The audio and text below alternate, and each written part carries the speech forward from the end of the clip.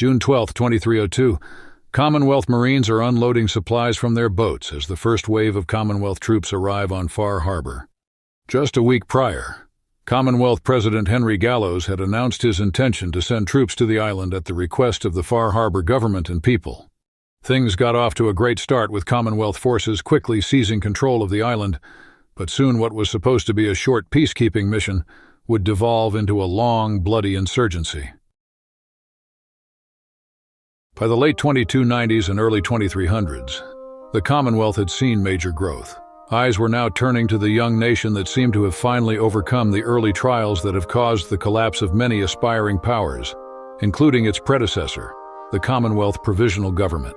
Under President Henry Gallows, who had taken office in 2297, the Commonwealth had finally defeated its local competitor, the Gunners. Now Gallows began to look outwards. Gallows was an ambitious man. He had big dreams for the Commonwealth and was considered to be a major jingoist.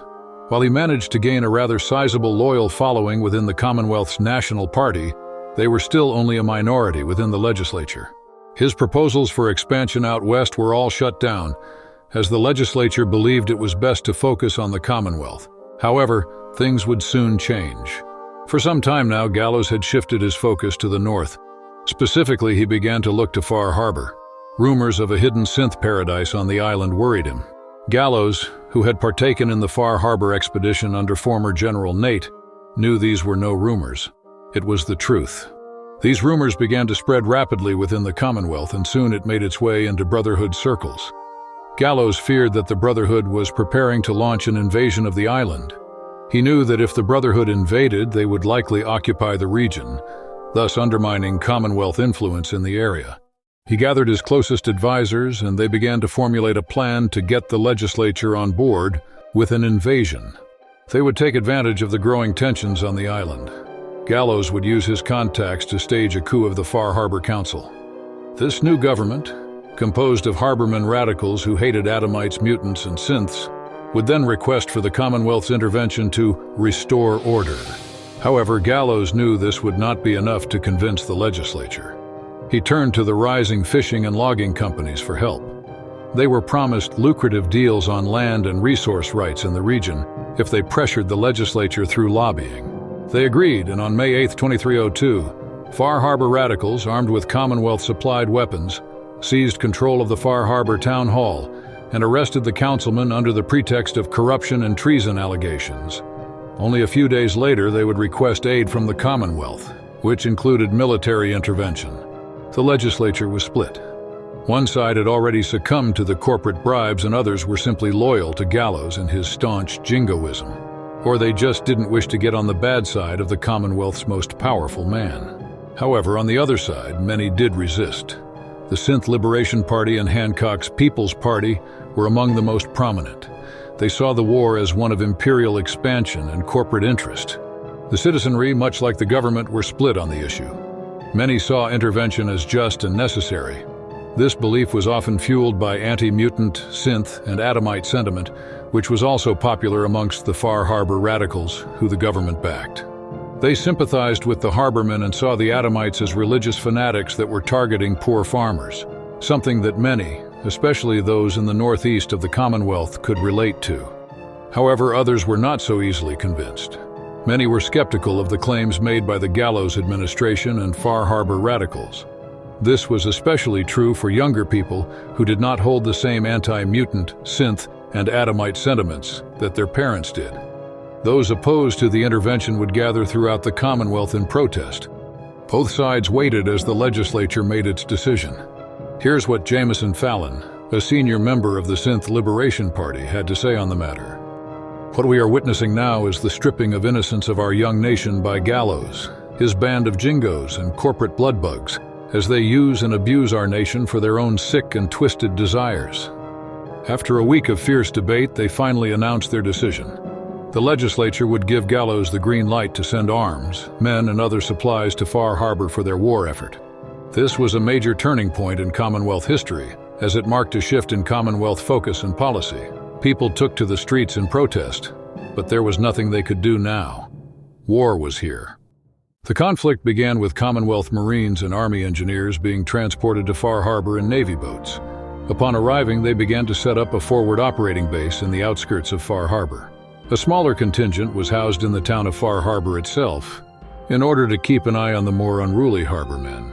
While Marines sailed to Far Harbor, Army and Minutemen troops marched north to secure I-95 and I-295. The Commonwealth's fleet was too small to transport the necessary supplies and men to and from Far Harbor. Thus, the generals decided to secure the interstate that led to Ellsworth, which was just north of Far Harbor. The Commonwealth managed to quickly seize the land and began repairs on the interstate to facilitate movement for the troops. Everything seemed to be going just as they had planned, but that would soon change. President Gallows and the more jingoist members of government were not satisfied with simply occupying the roads. They wanted full control of the North. However, the legislature was unlikely to approve any military action meant to expand the Commonwealth's borders. The jingoist would need to present a proper reason to the legislature in order to receive approval. Luckily for them, that reason would soon come. On August 5, 2302, Commonwealth troops patrolling I-95 came under fire from a group of Northmen insurgents. While resistance had existed from the very beginning, there had been no violence up to that point.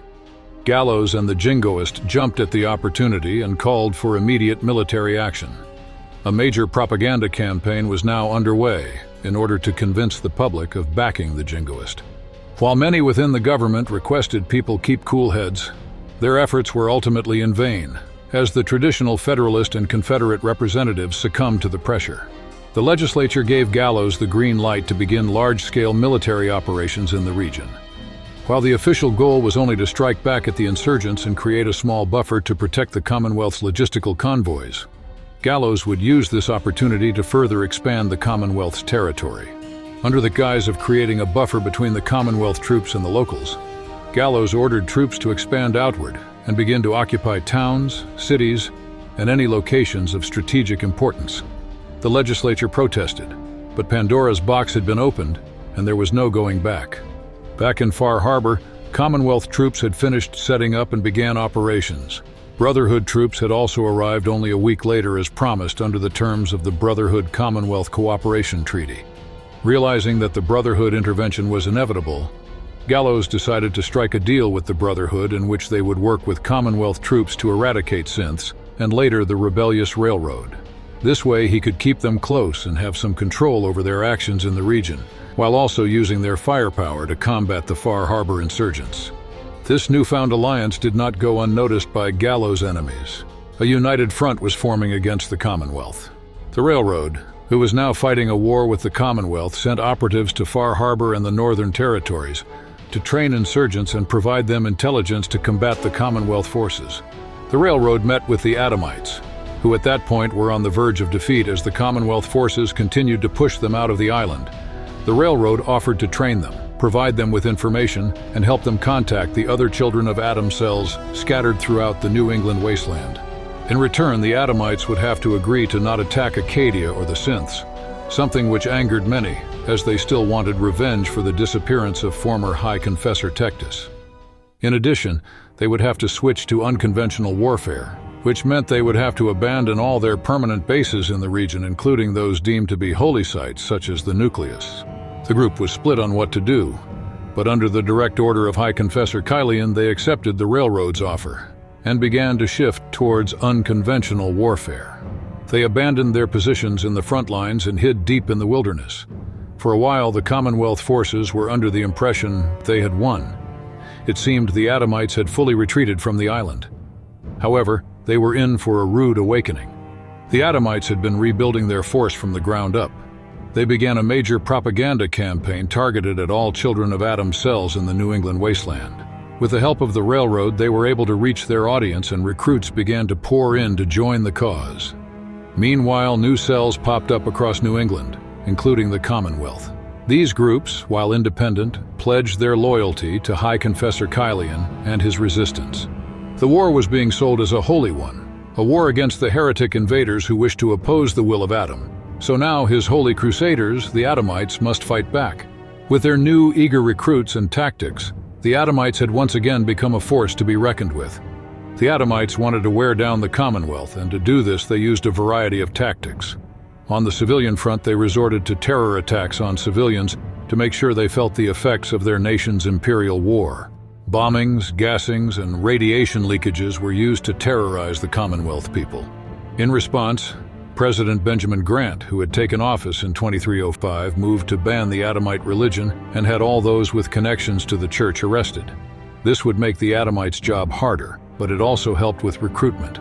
In the field, the Adamites resorted to guerrilla tactics. Ambushes, hit-and-run attacks, and terror attacks became the new norm. Firefights were sporadic and chaotic. The Adamites had become unpredictable, and paranoia started to set in for the troops as they knew the Adamites hid in the deep fog of Far Harbor. To make matters worse, the Adamites scattered anti-personnel mines and improvised explosive devices across the island in order to further terrorize the troops. To combat this, the Commonwealth began to produce and deploy more pre-war M51 Hermit IFVs.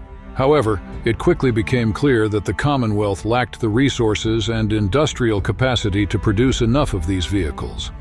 The military began to explore other options.